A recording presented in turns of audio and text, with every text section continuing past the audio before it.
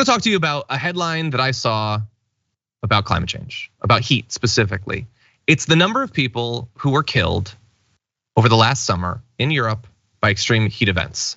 And I am going to tell you, before I tell you how many it is, that you cannot guess how many it is. And I will furthermore tell you that even after I say that, and you adapt what you think, your prediction based on that warning and that stipulation, you're still wrong. Over 61,000 people died from searing summer temperatures across Europe last year. That's according to a study published in the journal Nature Medicine. 61,000 people is a pretty nice sized stadium. That's like a good audience for a Taylor Swift show. 61,000 people perishing because where they lived was inhabitable. And we made that. We made that situation on Earth. A situation where in one area of the world, in one summer, tens of thousands of people would die. And here is something I think that makes that even scarier, if that's possible. 2 decades ago, there was an extreme summer of heat in Europe, and 71,000 people died then. And you know what they did in the 2 decades between then and now? Across Europe, they put into place contingency plans and prepared for another heat wave like that. More people had access to places they could go to, AC in their homes, all of these different plans across many different countries. And after 2 decades of that, nearly as many people still died. So even with all the technological progress, the academic research, the organization, we can barely keep pace with what we're doing to the climate. And this is an issue outside of Europe, obviously. People are dying all over the world. We've talked about some of the droughts and the famine in Africa. We've obviously been talking about the heat dome here in the US, and we will do more of that in a bit. But I want you to bear in mind, temperatures across Europe are increasing twice as fast as temperatures in other parts of the globe. So it is bad everywhere, but it's getting far worse, far faster in Europe, and it is killing so many people. I'm gonna throw just one more fact out there from the study before we discuss. In this study, they discovered that a person's risk of dying from elevated temperatures steeply increased with age. You're perhaps not surprised by that. But women, particularly those over the age of 80, were more likely to die than men, though men were more likely to die in younger age groups.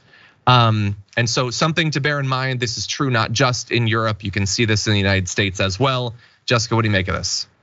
Yeah, it's almost like it's worse in Europe because Mother Earth knows who to blame for the consequences of industrialization. No, the people that are alive living in Europe now obviously weren't the people who decided to industrialize and rely on fossil fuels. And even the people who did weren't fully aware of their consequences. We learned that shortly after, but it's important we know it's shortly after because we've been playing this big trolley problem for so long of are we okay with some people dying for us to continue to profit and burn fossil fuels? That's the simple calculation they've made. And they've decided, yes, we'd rather be really rich and just let people die. And there are still a lot of people that are making that same excuse by just saying, the planet's gone through periods of heating and cooling and we'll just adapt, we'll figure it out, we'll adapt. We really won't. We're just okay, some of us, with human lives being expendable. And I think that's a consequence of us not having strong communities. It seems like just a number. It's people we don't know or will never meet who will die until flooding comes to our town, climate disasters come to our town, then it is people we know. And then maybe we'll feel more strongly about it. But I think until then, there's so many people who aren't paying as close attention to the issue as I think you and I are, John. 100%, yeah. The idea that we'll adapt. So first of all, follow-up question, who's we? Which we's will be able to adapt? Which we's will have the resources? Which we's will have the infrastructure support?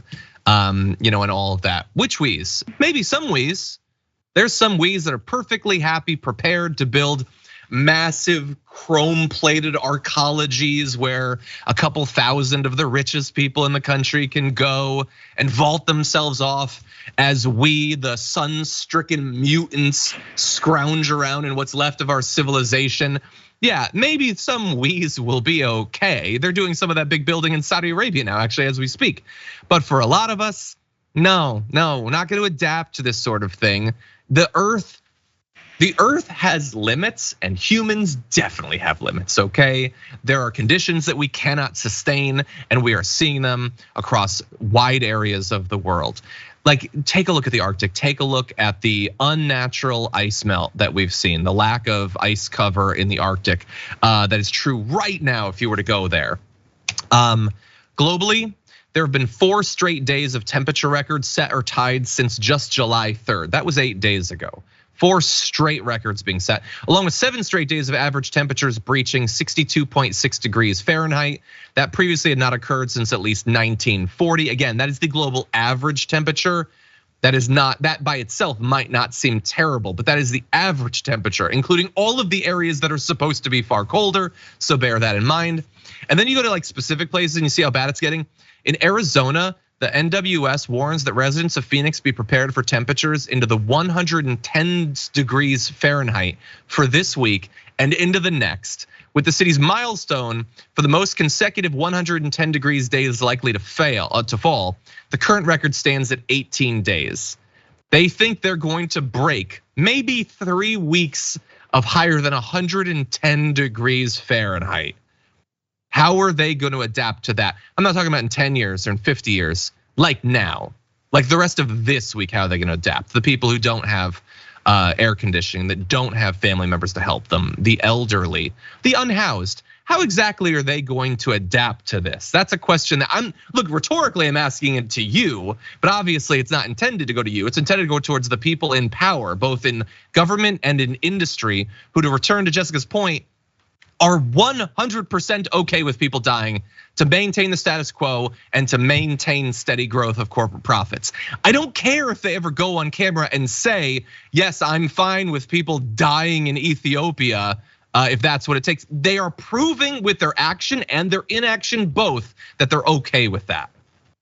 Yeah, it's a situation where the people who don't rely on insurance to prevent flooding and disasters to cover the cost when those things happen to them, they have so much money that is not a problem. It's the people who can buy food elsewhere when farms flood and they don't have a season of produce to bring to market and make their money off of, and they're living season to season, and now they're bankrupt and they have to move somewhere else and they don't have anywhere else to move, so they live on flooded farmland. There are people who never have to make the calculations everyday people have to make.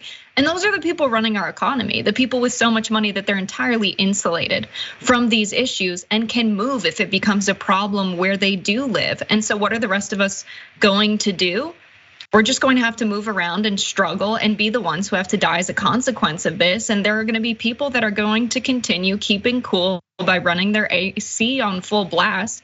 And what is required to have the AC running? We're gonna have to burn fossil fuels. We're gonna have to get energy from somewhere. And they're so fine with not transitioning because it will never affect them. Those are the people driving the bus that we're all on, and they're gonna jump out before it crashes. Can we at least like ramp up solar and wind for the inevitable, 250 days of necessary AC that we're cruising towards? That would be nice.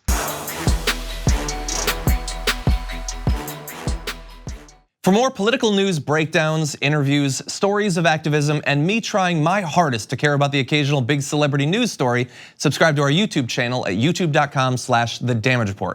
And you can ring the bell wherever it is so you don't miss anything.